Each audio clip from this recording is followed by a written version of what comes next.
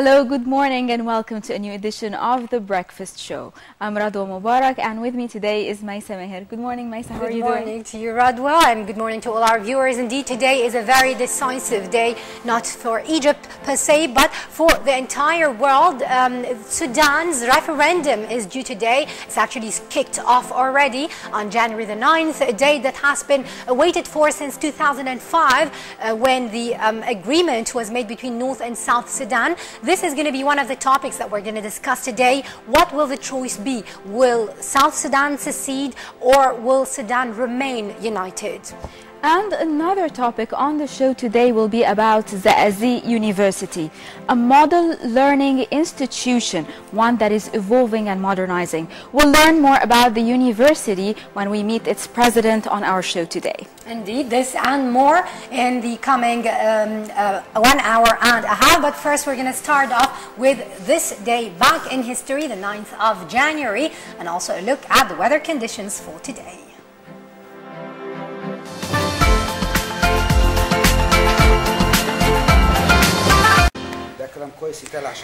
Hello and welcome back to The Breakfast Show.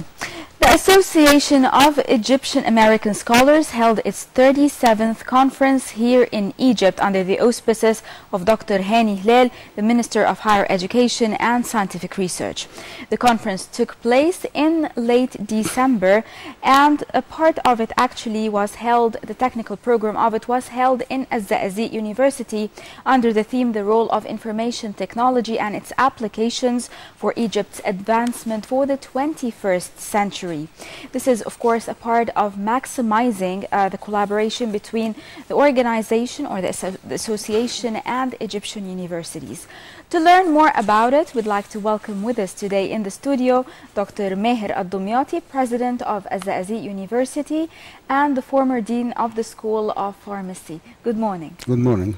Thank you, sir, for being with us. Indeed, why was the Zakazee University chosen as the venue for the conference? And if you can tell us about some of the topics that were tackled in that very important meeting. Yeah, actually, this is a very good question because this association, the Association of the Egyptian American Scholars, it goes back to almost 40 years ago.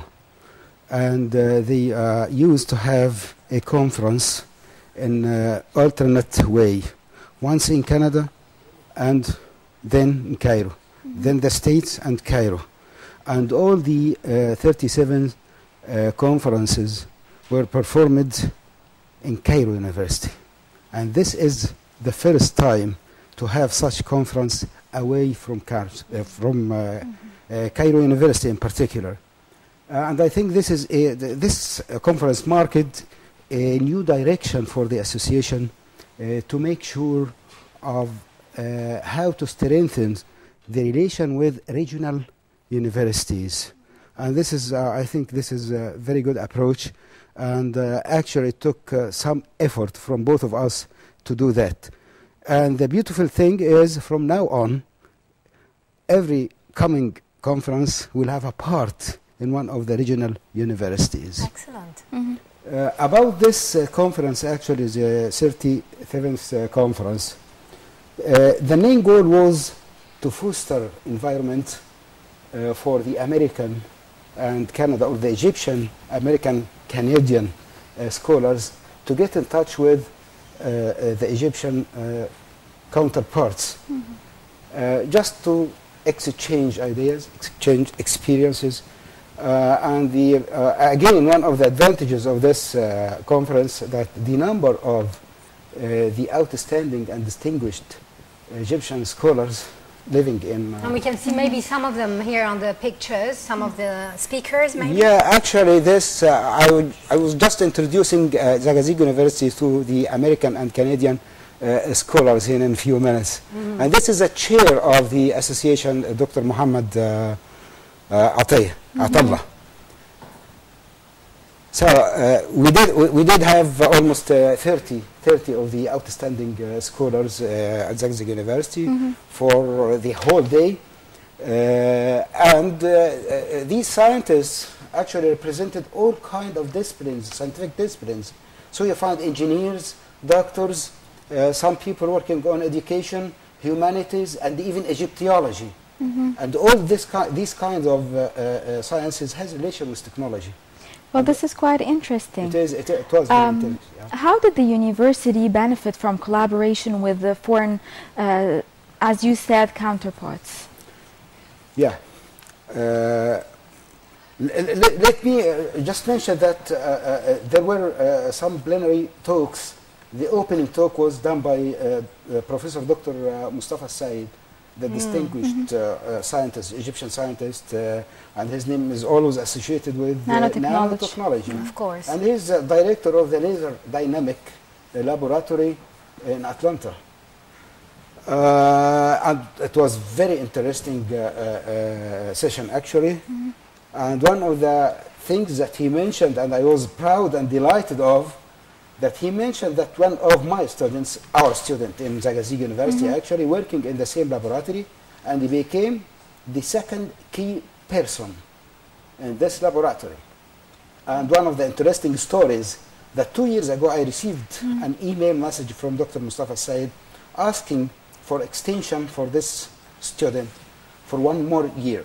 And you know, this, we have some silly regulations in universities, and so I couldn't do it for 2 weeks.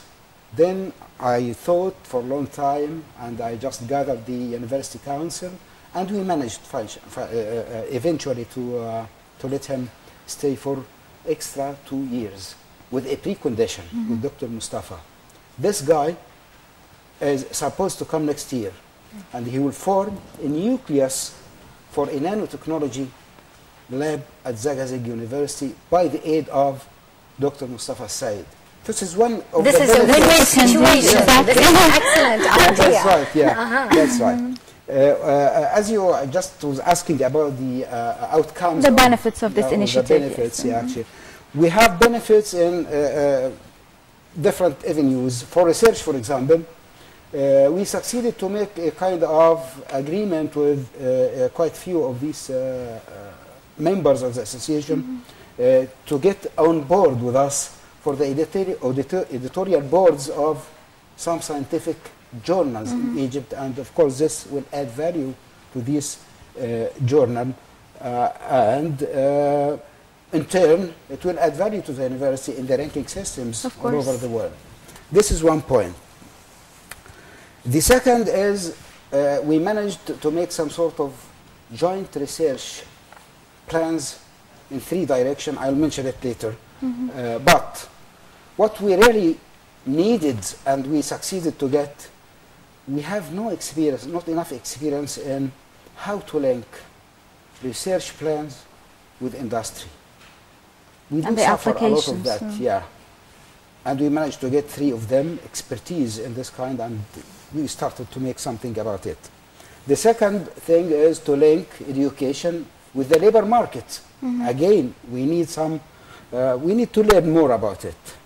And finally, which is new issue here in Egypt, is fundraising for university research. You know, what's happening in other European and American countries, that all research is fully supported, or almost 80% of the financial support directed to research inside these research centers or universities comes from the non-governmental organization or from industrial people. You know, Doctor, I think this is the problem, that we have a wrong perception when it comes to research and development. Any advanced country always has a very high percentage of its, say, economy budget, or of the allocation of resources in general to research and development, and we have the least ever. And I think it's this relationship between the industry, the multinational companies.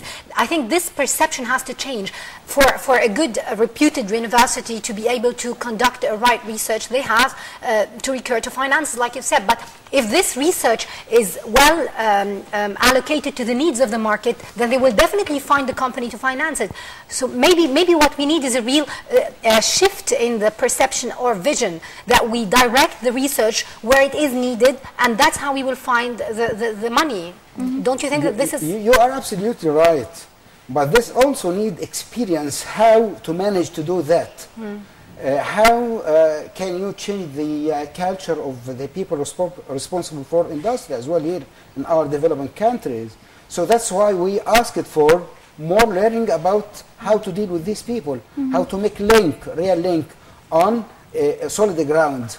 And it took at least 3 hours discussion with 3 of them, and they are good experts, and I think we will send some people of our university to continue what we started in the conference regarding this very important point. So the outcome of such a session was to further study prospects of such cooperation, or did you come up with an outcome, a practical one on the ground, to actually be applied in the Azzi University? Okay, let me talk a little bit more about this.